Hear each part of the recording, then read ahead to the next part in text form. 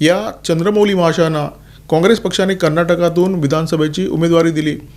मंडकेरी मतदारसंघातून ही उमेदवारी मिळाली आणि ही उमेदवारी जाहीर झाल्यानंतर भाजपने त्यांच्यावर भडीमार केला आणि काँग्रेस पक्षाची परिस्थिती इतकी वाईट झाली की काँग्रेस पक्षाला चंद्रमौली यांची उमेदवारी मागे घ्यावी लागली।